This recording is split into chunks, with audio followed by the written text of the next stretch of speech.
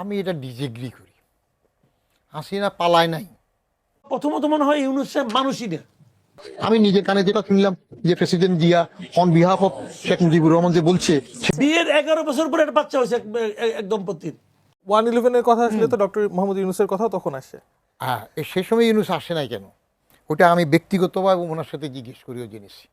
কোনো এক অকেশনে তার পাশে আমি বসছিলাম, তো ছবি উঠানোর জন্য আসলে আমি তার সাথে ছবি উঠাই নাই, কিন্তু জিজ্ঞেস করছিলাম যে আপনি খোলা সিটি দিলেন, সে খোলা সিটি বন্ধ করে ফেললেন, 111-এ ফখরুদ্দিন আগে তো আপনাকে চেয়েছিল, আপনি আসেন নাই কেন?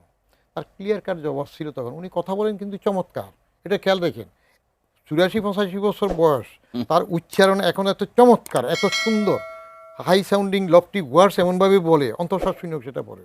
তিনি বলছিলেন যে তখন তো কনস্টিটিউশনাল বাইন্ডিংয়ে 3 মাস ছিল, 90 দিনের ব্যাপার ছিল, 90 দিনে তো কিছু করতে পারবো না।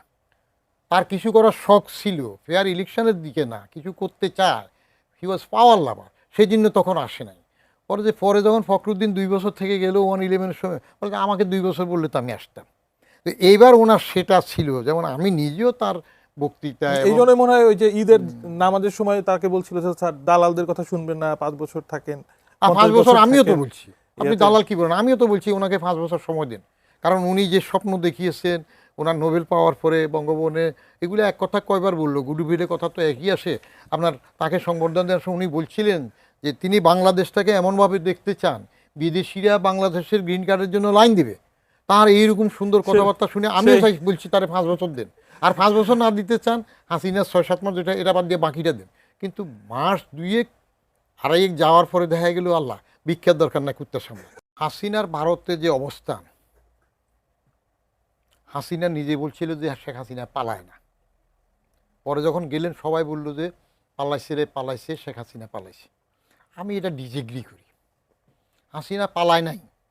ওটার উপর আপনি কমিশন করে আসল তথ্য বাহির করেন যে ইন্ডিয়ার সাথে যোগাযোগ করছে কারা, কোন প্রেক্ষিতে কেমন যোগাযোগ হয়েছে, কি আন্ডারস্ট্যান্ডিং হয়েছে, এত সুন্দর করে হেলিকপ্টারে গেল কিভাবে। আমি প্রায় বলি, এক কথা বারবার বলি, যে শেখ হাসিনা কি নিজে হেলিকপ্টার চালাতে পারতো, প্লেন চালাতে পারতো? শেখ হাসিনা কি ইরানের শাহ নিজে প্লেন চালাই চলে গেছে? তো শেখ হাসিনাকে এইভাবে কারা পাঠাই দিল, কেন পাঠাইল? এবং বাইরে তো শোনা যায় শেখ হাসিনা গুজব হোক যেটা হোক বলে যে ঠিক আছে আমারে গোপালগঞ্জে পাঠাই দাও, টুঙ্গিপাড়া পাঠাই দাও, বা থাকুক যেটা ঘটবে। কিন্তু তাকে পাঠাইলো কারা? দেয়ার লাইস বিগ কোশ্চেন। সেটা যদি বাইরে হয় 5 বছর 10 বছর পরে তখন বোঝাবে এই যোগাযোগগুলো কে করছে। আর উনি বাণিজ্য চুক্তি কী করে গেছে এটা শুনেন। এটা হইল গ্রামে এক শয়তান বুড়া ছিল। ওই শয়তান বুড়া সবসময় মানুষের পশ্চাৎ দেশে কনিষ্ঠাঙ্গুলি দিত। তো হে যখন মরে যাবে তখন সে বললো যাচ্ছে মরার পরে তো এগুলো করতে পারবো না। সে ছেলে ফেলের একটা ওসিয়ত করলো, দেখ বহু তো খারাপ কাজ করছি, মরার পরে আমার কবর টবর দিস না, ওই 3 মাথার রাস্তার মধ্যে আমার পাশা দিয়ে চুল ঢুকাই দিয়ে আমার ঝুলাই রাখিস, তাহলে আমার একটা ফায়ার শিখতে হবে। মানুষ বলবে যে সে অন্তত মরার পরে নিজের ভুল বুঝতে পারছে। তো ছেলেরা ওসিয়ত পালন করছে, পুলিশ এসে ছেলেদের বান্ধা লই যায়, গ্রামের বান্ধা লই যায়, এটা কি করলি? তো ইউনুসে তো এইসব করে সেগুলো করে গেছে।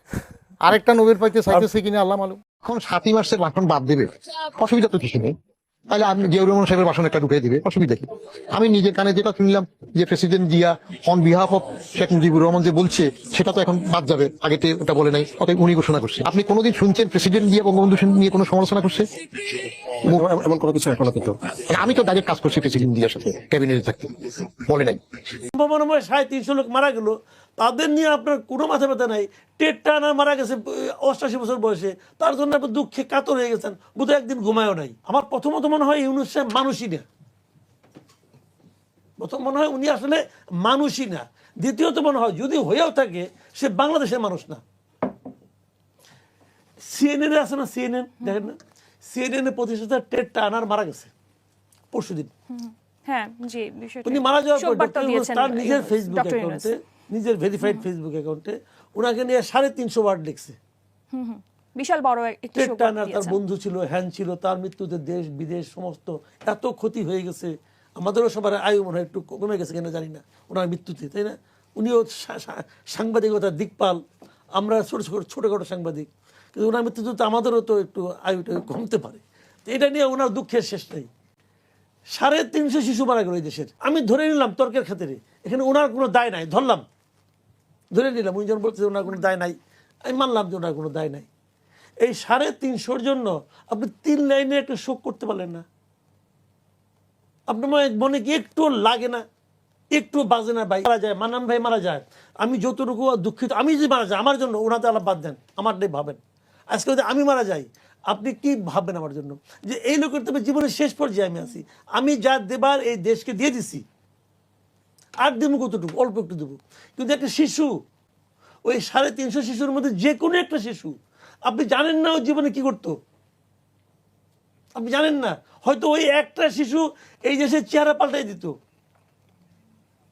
তো ওই একটা সম্ভাবনাময় 350 লোক মারা গেল, তাদের নিয়ে আপনার কোনো মাথা ব্যথা নাই। টেট টানা মারা গেছে 88 বছর বয়সে, তার জন্য আপনি দুঃখে কাতর হয়ে গেছেন, বোধহয় একদিন ঘুমায়ও নাই। তো ও মানুষ, সে মানুষ নাকি বলেন আপনি? বিয়ের 11 বছর পরে একটা বাচ্চা হয়েছে এক দম্পতির, আমি বললাম 11 বছর পর তাদের ঘরে আর কি একটা বাচ্চা, সন্তান সেই এসেছে। বাচ্চাটা মারা হ্যাঁ, গেছে। সেটাই বলছি। ওই ভদ্রমহিলা তো পাগল হয়ে গেছে জাস্ট আর কি। ভাই এগুলি নিয়ে কথা বলা যায় না, বুঝছেন?